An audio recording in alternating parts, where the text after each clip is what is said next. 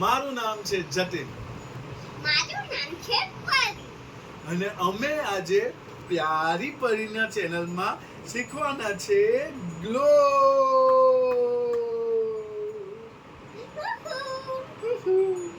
તો ગ્લોબમાં સૌથી પહેલા પરી શું હોય ખબર છે? એક તો બહુ બધું પાણી હોય અને થોડીક થોડીક ગ્લેન્ડ હોય.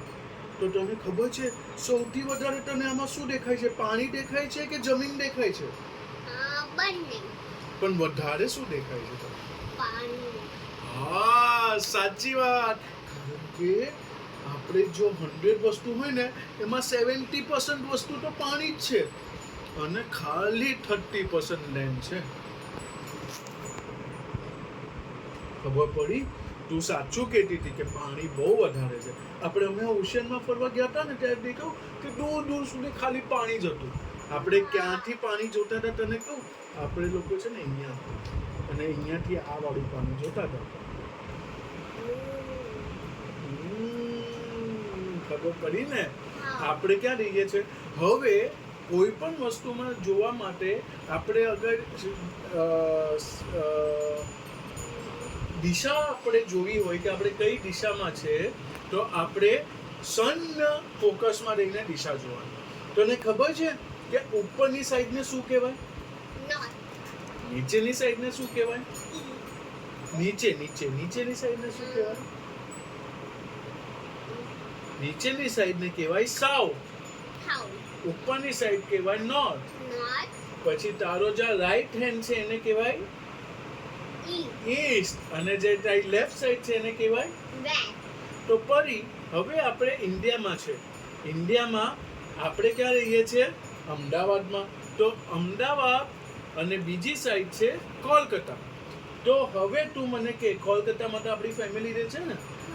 તો હવે તું સન છે તો કોલકાતા ઈસ્ટ સાઈડમાં છે કે વેસ્ટ સાઈડમાં છે? જોરથી બોલવું પડશે. ઈસ્ટ સાઈડમાં. અમદાવાદ એટલે આપણે જ્યારે ઇન્ડિયાનો મેપ જોઈએ તો વેસ્ટ ઇન્ડિયામાં આવે અમદાવાદ અને ઈસ્ટ ઇન્ડિયામાં આવે કોલકાતા. અને પછી દિલ્હી જ્યાં તારી દીદી રહે છે યશવી દીદી એ અહીંયા રહે છે ઉપરની સાઈડ. તો કઈ સાઈડ કહેવાય? અરે સુપર, શું વાત છે. અને નીચે છે આપણે ત્યાં કોઈ દિવસ ગયા છે નીચેની સાઈડમાં? ચેન્નઈ. તો ચેન્નઈ છે ને એક બીજું કેપિટલ છે. ચેન્નઈ. પણ નીચેની સાઈડ ને કઈ સાઈડ કહેવાય? ચેન્નઈ અહીંયા છે તો એ સાઉથ ઇન્ડિયામાં છે કે નોર્થ ઇન્ડિયામાં છે? સાઉથ ઇન્ડિયામાં છે.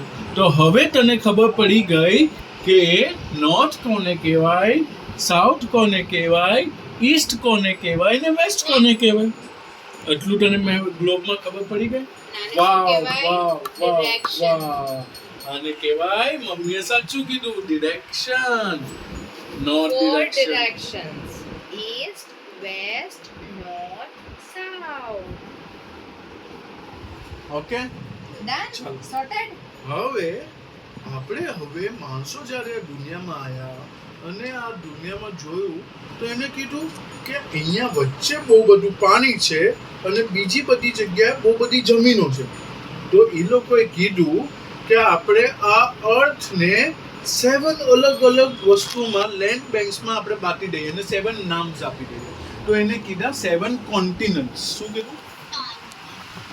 તો આ સૌથી નાનું જે રહ્યું આ એન્ટાર્કટિકા એ પણ એક કોન્ટિનેન્ટ છે.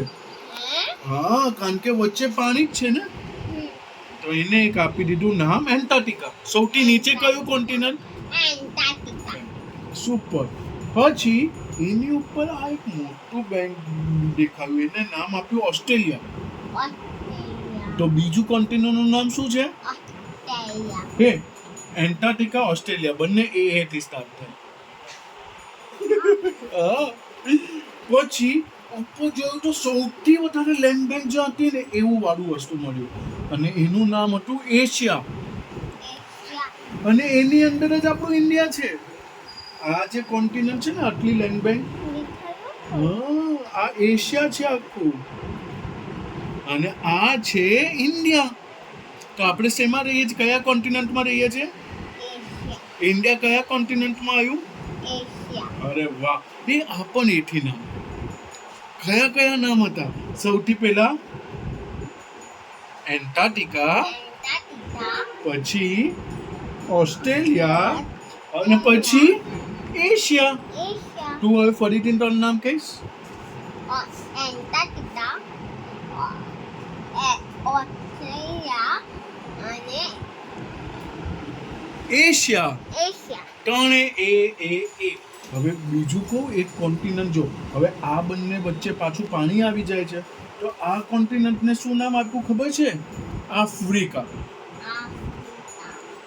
આ પણ એ અરે બાબા કેમ બધા એ જ એથી નામ આપ્યા છે આફ્રિકા તો આ ચોથું કોન્ટિનન્ટનું પણ નામ આવ્યું આફ્રિકા એટલે હવે આપણે 4 કોન્ટિનન્ટને જોયા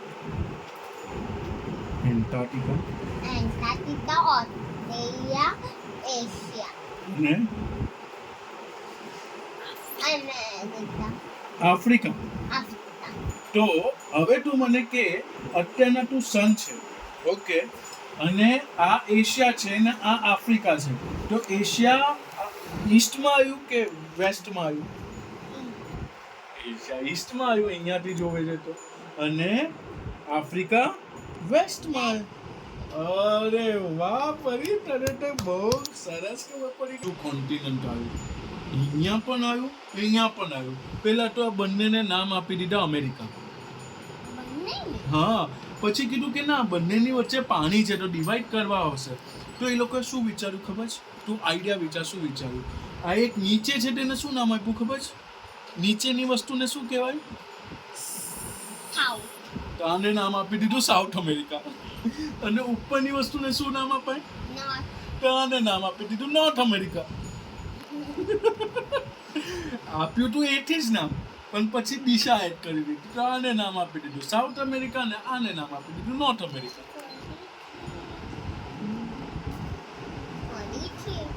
ફરીથી હવે સૌથી પહેલા તો શું હતું હાર કયું હતું એન્ડ એન્ટાર્કટિકા વેરી ગુડ પછી આ શું હતું ઓસ્ટ્રેલિયા અરે સુપર પછી ઇન્ડિયા કેમ એશિયા અરે સુપર સુપર પછી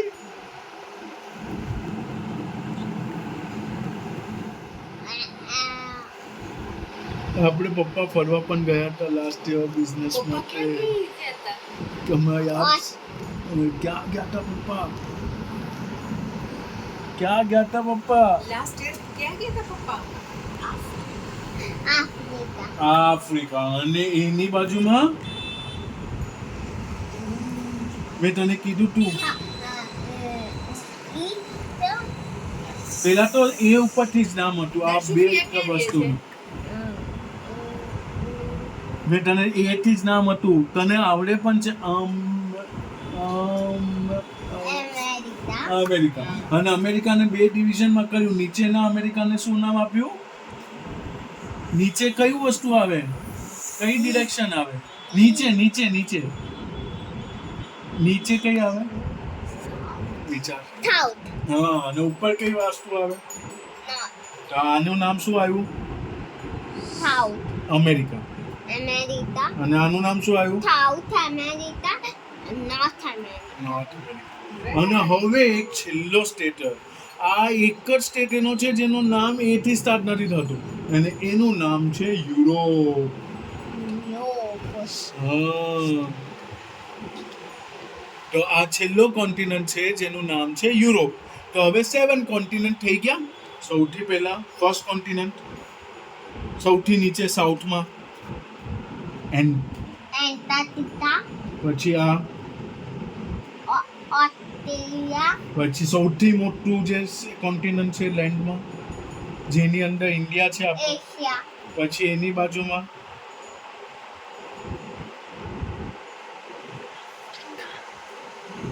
આફ્રિકા આફ્રિકા સુપર અને પછી એની બાજુમાં છે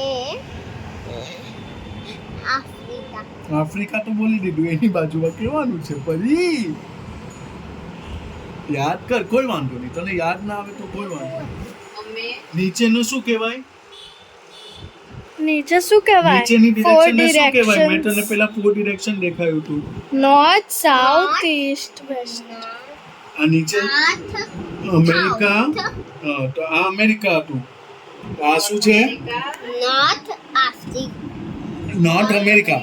North America, South America, અને એક એનું જેનું નામ એ ઉપરથી નથી. Australia, Europe. Europe, તો આજે આપણે ગ્લોબમાં શીખી લીધા 7 કોન્ટિનેન્ટ્સ અને ડિરેક્શન્સ. તો કેવી મજા આવી? પ્યારી પડી તને? બહુ જ મજા. હવે કાલે તારે આ વસ્તુને યાદ કરીને મને જ સમજાવવાનું છે જેવી રીતના મેં તને સમજાવ્યું. ઓકે? तो अभी हम प्यारी परी चैनल से विदाई लेते हैं. बाय.